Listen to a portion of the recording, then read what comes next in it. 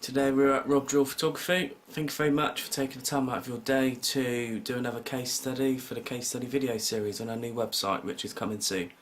We shall start the questions now. Why do you think employing young people is important to the local economy, Rob? I wear many hats, not just photography and marine photography, but actually as the Chamber of Commerce chair in Hale here.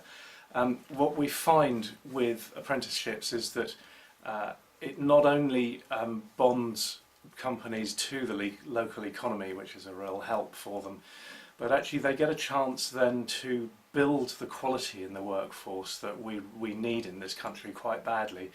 And from the other side, the apprentices then get a greater appreciation of what's involved in working a business and running a business. There are certain things that you can't get from a book and you don't easily get from a college course. And really, you can only get that on site. So things like keeping a clean workspace, being sufficiently dedicated to your work that you use the initiative you've got at whatever level it may be. And if the floor needs sweeping, even if it's not in your job description, you go sweep it. That's a very good answer to that one. Continuing, we were just talking about, you touched on it, apprenticeships. So what's your opinion on them? The experience, I have no direct experience of employing an apprentice, although I would very much like to in many ways, because there are sectors of my business where it would be incredibly useful to have somebody who I could bring up to work in a way that suits my business and actually isn't based on book learning but is based on practical experience. It's that kind of thing, I think, and the knowledge that you get from working with somebody who already knows their job is immense, and you don't get any other way. So for me, that's the real value of apprenticeships. It's that kind of learning on the job, so you get the benefit of the real experience of the person who's already been doing it for some number of years, and then gets the chance to pass that on. Not just the company ethos, but those things. There are so many little tips and tricks that actually you can't distill into words on a page or diagrams on a website or anything like that. So much of the jobs that we're involved in are about touch and feel. And I don't mean that just in manufacturing, I mean that also the feel of how the atmosphere in a room changes and how you can use that and work with it, and how you need to try and manage it in whatever job you're doing. So for me, it's that real essence of how you actually work and a sensitivity to what is going on around you to make sure that you get the best possible result with the materials and the job you're doing. That's a fantastic answer for that one. What was your first job? It was provided by some lovely people who I used to lodge with, who were in no way, shape or form related to me, and they needed a good job doing. I was fresh out of college. I did a business studies course, and it was very, very practically based. What I had to do for them was sell accounting and time costing software systems, and computer based obviously, for accountants and lawyers, solicitors. Very locally based in Cornwall, the far end up Callington way, run by some very nice people, and I was doing things like answering the phone to do the support remotely, and when someone said, well, I can't get the computer going this morning, what have I done wrong? And after a little toing and froing, I said, did you think to check and see if the power's turned on at the wall socket? And the answer was, oh, well, that's a good idea. That was the lightweight side of it. The heavyweight side of it was actually coding in hex code. This was in the days of BASIC, DBASIC, BASIC V, CPM for Microsoft and all that lot. And I didn't do a lot of programming. Most of that was done by the boss, but there was the odd bit I could look at and knew what I was dealing with. It taught me very quickly that I didn't want to work with computers for the rest of my life, which is a bit of a joke given that having dealt with manually organised cameras and chemical process film, I now spend most of my life in front of a computer screen dealing with the images I've been shooting and getting them around the place.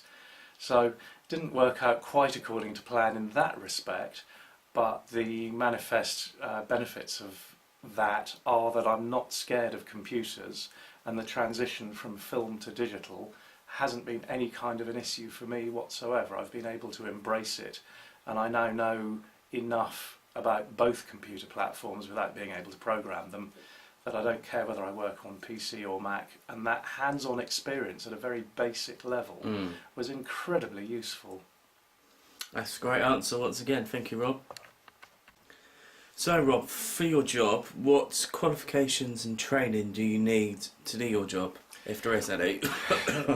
It's when I started, there was no need for anything.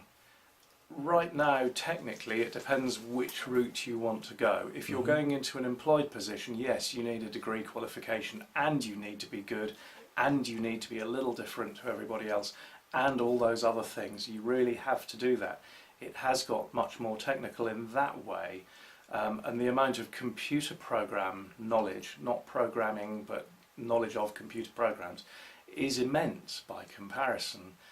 When I started, I basically just went out and did it, and it was all based on results. Yeah. And if I could show results, which still applies of course, then I was okay.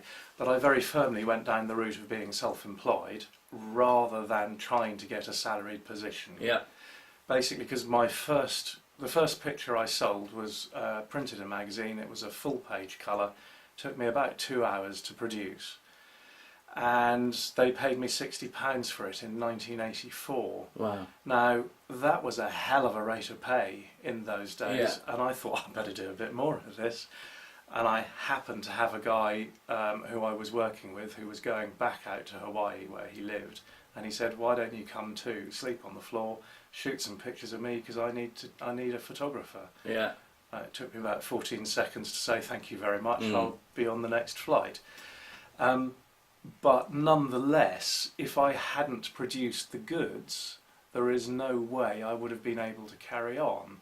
And actually that rate of pay isn't existing anymore now, commonly.